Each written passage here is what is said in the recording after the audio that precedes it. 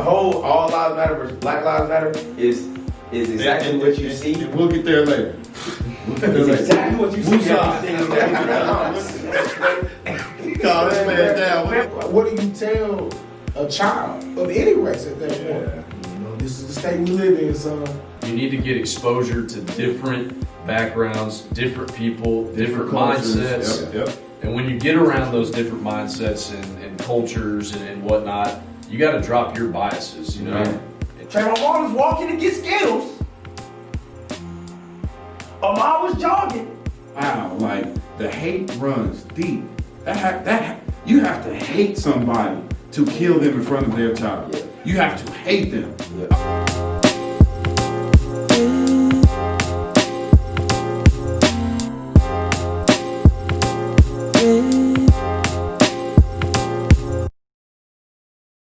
So, kind of the next thing that I want to talk about is a specific racial injustice story that like hit home, woke you up, you know, maybe affected you a little bit differently. And I know that's kind of a weird question to ask, but I mean, because all of the, you know, national news stories, I mean, they're all tragic in some, you know, fashion or form. Like it's all bad. You know what I'm saying? Like, but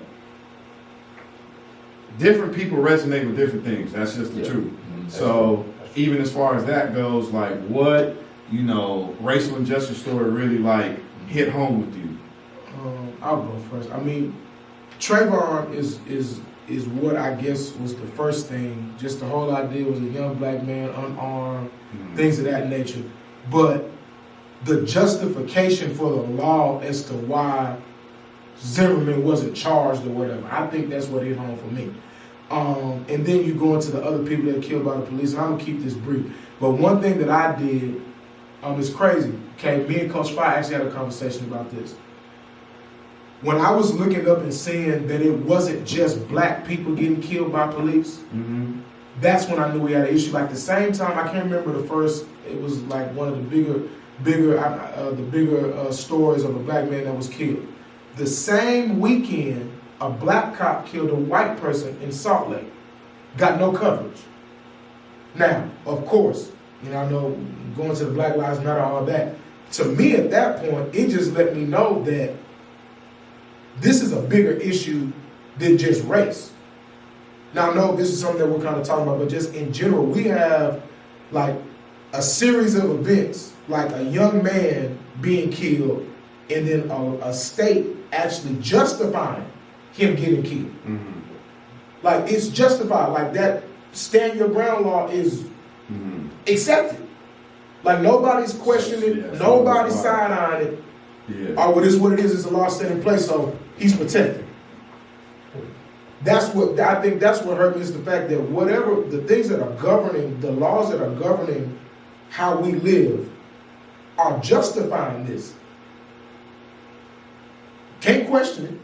It's in black and white. Right. You can look it up. And you scot free. We go to court. Ain't really much to say. Well, stand your ground. We done here.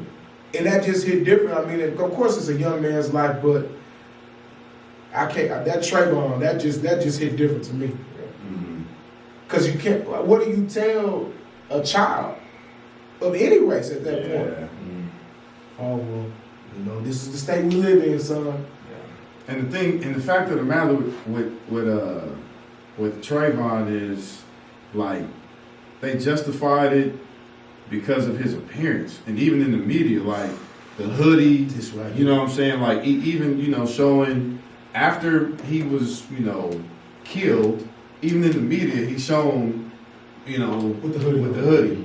You know, not his, you know, football picture or a picture with his dad or his mom. You know, nothing like. And that's why I was like, wait, what? And kind of even to go with what you were talking about, it is an issue because we certainly know not all police officers are bad. Absolutely. Like I know many, I've had pretty good experiences with police. I have. But I think with like the situations where the black person is the victim, I think what makes people, what hurts is the lack of justice. You see what I'm saying? Absolutely. Like if you look at the justice of when, you know, a white person is the victim, it's usually like step by step. It's not up, throw it in, put it together, throw it out. Like it's usually like there's some form of justice seen within that. You see what I'm saying? But like when a black kid is the victim to somebody that wasn't even in law enforcement, and he pursued the situation as if he antagonized the kid, right. and he was instructed by whoever he called, Dispatcher. the dispatcher, to stay away, let the cops come and take care of the situation, and he still engaged and still got off innocent. That's wild to me. But Matt, what about you? Well, go back to what I said. This one right now has been the most impactful to me, just because when I haven't watched the video all the way through with what happened, but you look at that whole situation, and it's like this police officer, no matter what, I mean, you're whatever race you are, you're in a position of power. You know, you're in a position to protect. You're in a position to protect people. And you know what I've learned through these past couple weeks, and then my own thoughts, is just that's an abuse of power right there. That's an absolute abuse of power. And Coach Bolton has, you know, he's hit the nail on the head with it. He has said this is about right and wrong. It is never right to just put your knee on somebody's neck and let them suffer. It doesn't matter if you're arresting them or not. Like, I mean, I'm not a super knowledgeable person, but I mean, it does state in our laws that you are innocent until proven guilty on anything. Right. And now George Floyd didn't get that opportunity. It's just like, where are we right now? Where does it stop? And then you talk about training and you know, that should be, it needs to be a very important responsibility put on police officers. And once again, we can say it over and over that not all cops are bad, but you know, how are we going to fix the problem so that we can lessen this, you know, and hopefully it'll never happen again. You know, it's just like it's got to be a responsibility on you. You're responsible for somebody, for a human life, no matter if you're arresting them or not. You know, it's just not right. And then you got to be willing to step in and say, dude, stop what you're doing right now. You know, it's just that's why this has impacted me so much more. And you know, I've looked into it more because there's been so much social media coverage, and now you and I are having conversations, and you know, I'm just, instead of me just hearing it on the news and then forming my opinion, now I have actually come to you guys to hear your perspective and your experience with things and what your life has been like. And the same vice versa. It's just you know, it's just, at some point you just got to realize this is wrong, and I gotta learn why this keeps happening. I gotta ask, why does this keep happening? One thing I thought about, just what he was saying about the things being right and wrong, I know it's going a little off talking about police, but I'm sure on social media you've been saying they're showing that it takes longer to get trained as a barber than it does a cop. But when you think about right and wrong, it's no amount of training. Yeah, exactly. It's not hard. Yeah, it's really not. It's not. Like point blank and period. Like, and I think that's one thing. Not saying that this isn't a race issue, but I think the bigger picture, like what he's saying, this is a right and wrong issue, and the fact that different people are taking different. Not saying that people's angles aren't correct, but I don't personally think that me training you for 1,500 hours is gonna make you not know that what's going on, and then to know that his counterparts with less experience were asking, like, hey man, you think that's how you should be handling that? Never did. Well, at that part, it's a heart issue. There's no training that can fix your heart. Yeah. I mean, it just is what it is. But Malcolm? No, man, I think for me, I don't really know, I mean, just the accumulation of them all, but what's really like getting to me is the reactions, the negative reactions to it. I think like when, like how people are trying to combat, like, what is going on. So, like, that's bro, that can bring me to tears, to be honest, because, bro, Trayvon Martin, Sandra Bland could have very well been my mom. Right. You know what I'm saying? And or it could have been your mom. Right. Or George Floyd could have been us. You gotta think about like what is actually happening. And when people when you look at, and this is why I really try to tread lightly on social media, because what am I looking to get mad on it? Because when I scroll through like threads or scroll through comments, the question that comes to me is, how is this person justifying what they are saying? Right. You know what I'm saying? If it's right or wrong issue, right? And like, how can you say that a man with his hands in his pocket, with a dude who's arrested, with his knee on his neck for 8 minutes, 8 plus, regardless of what he has done at this point?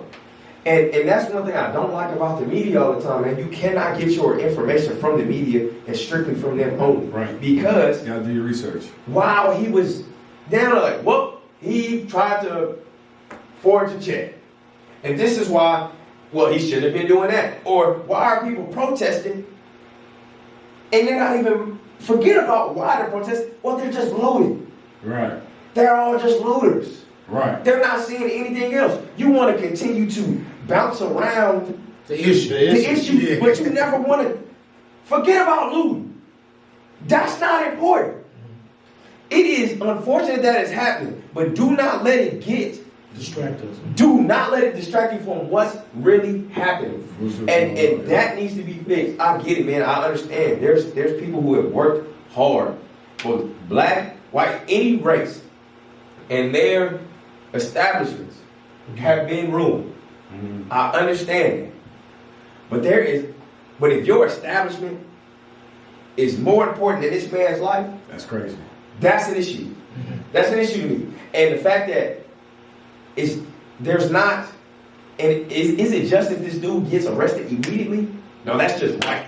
Forget about that law saying, no, we got to make sure it's on video. Everything that we're seeing is now on video. Yeah. So when the dude gets shot 3 times on video, and it wastes a couple of days, why does it have to come to the media for you guys to move? But what about the ones that don't get on video?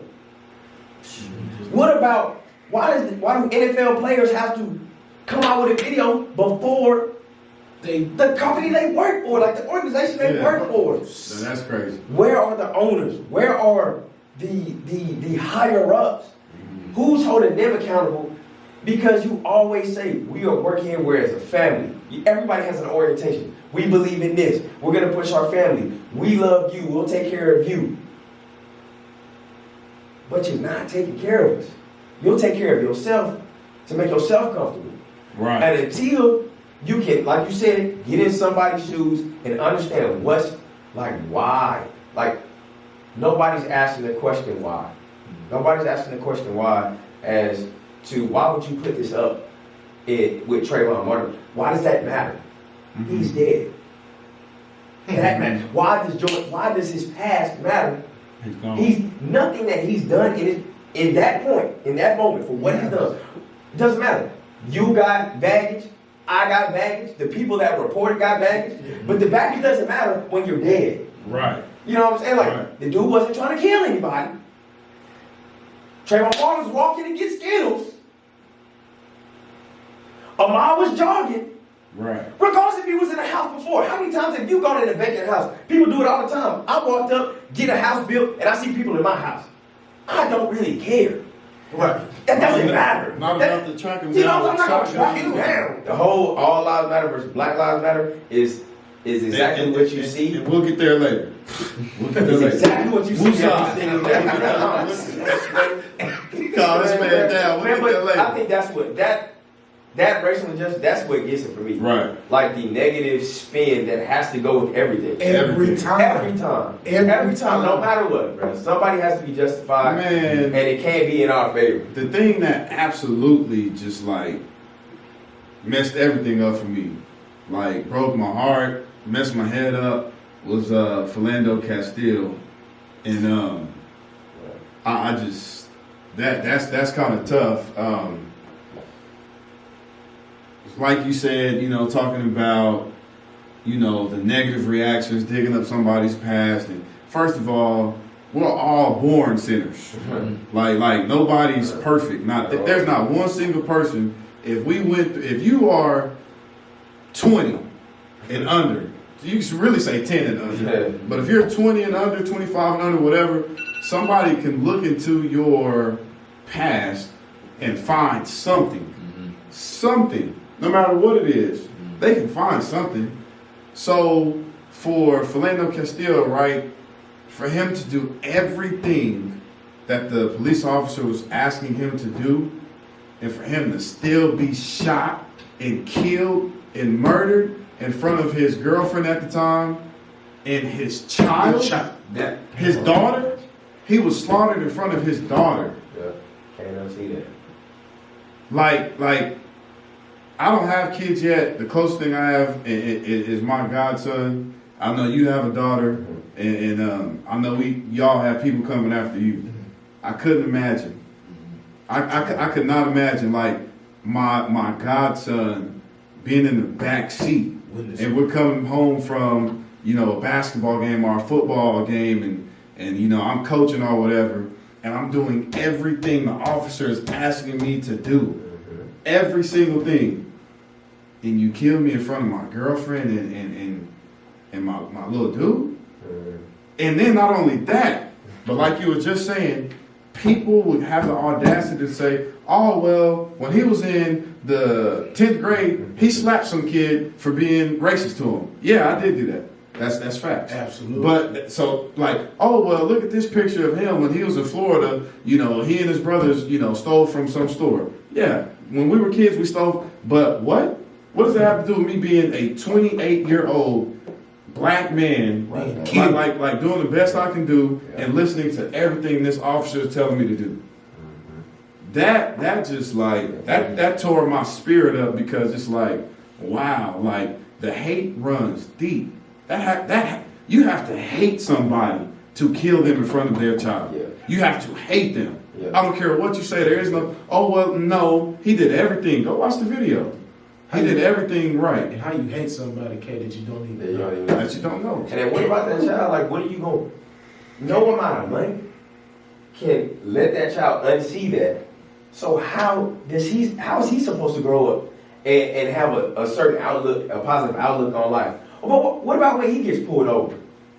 And that's, yeah. On life, Malcolm, police. Man. I tell Kevin, of course, I didn't witness anybody get killed, but my viewpoint on police, like Kevin will tell you, has gotten better. Like in college, man, if we were at Whataburger and the police were there, I could see. Yeah, he wouldn't go. Yeah, he wouldn't go. I would have to do it. But it started young on a simple thing of actually a black woman got into the back seat of my car and told me she was going to take my mom to jail because of a inspection sticker.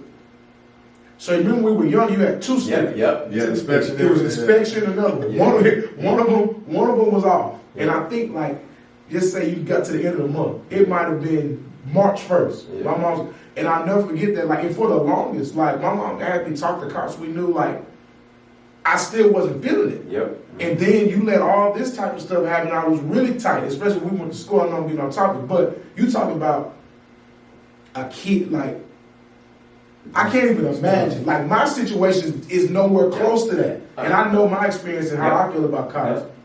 Like, he's not gonna, so now when we have these type of situations, is that kid, when he gets to certain age, he's not gonna be receptive to talking about you. And he's not gonna hear all cops are good. No, in the Philando Castile situation, it was his daughter. You know what I'm saying? Yeah. For me, I just, But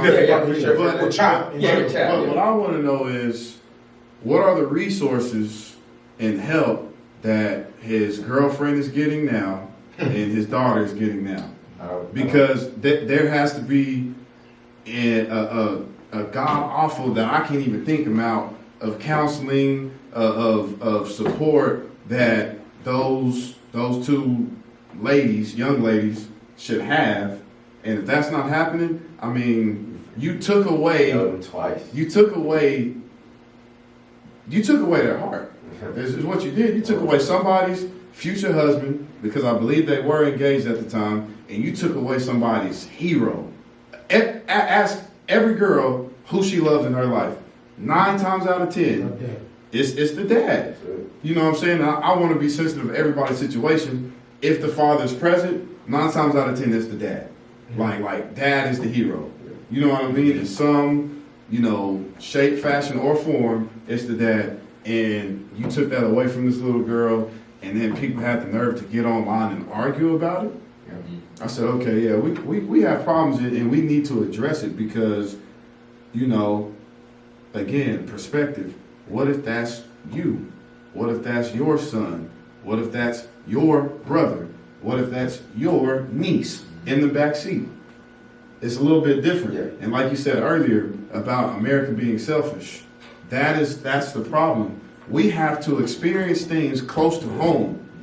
It takes things to happen to us for us to finally be like, okay, boom. So how can we? So Matt, when you hear this, like when you say like put yourself in our shoes, like how can you do that? Like what steps can you take to say, okay?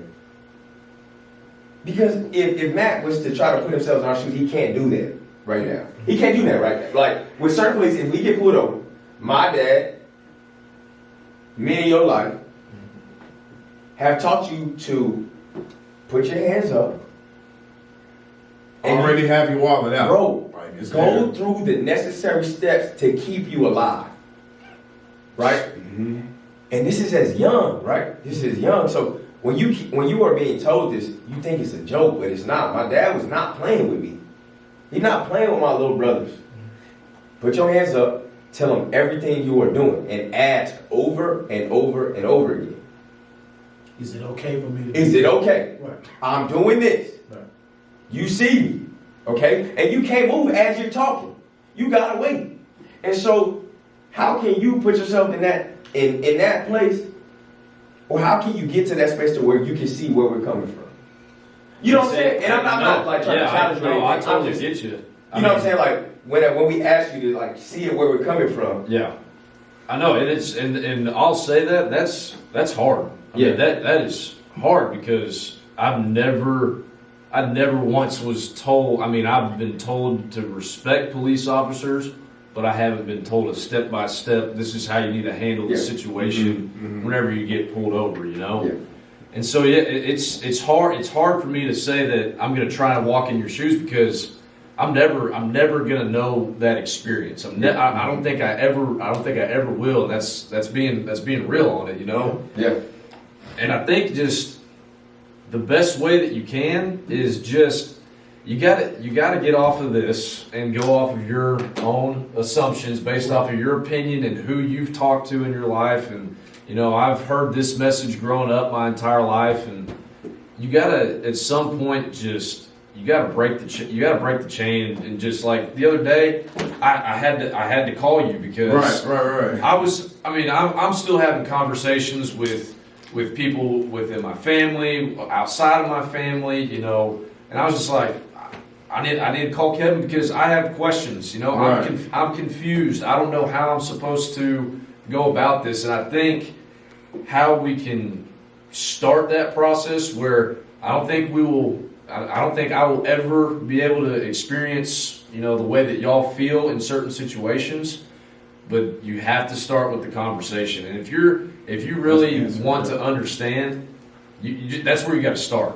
That's where you got to start, and then genuine. Yes, be genuine. Yes, not just asking because you hear. Like you can tell, like it's genuine. You can tell that. Yeah, and I'm not gonna lie. I mean, I was nervous to call and ask you a question about all of this stuff that's going on, just so that I can understand because it's hard to be like, man, I don't get it because you're afraid that you might get judged or something like that, but you're not. I mean, you just gotta take that step, man. And I think another thing you said on the phone the other day too is exposure. You need to get exposure to different backgrounds, different people, different mindsets. Yep. And when you get around those different mindsets and cultures and whatnot, you got to drop your biases, you know?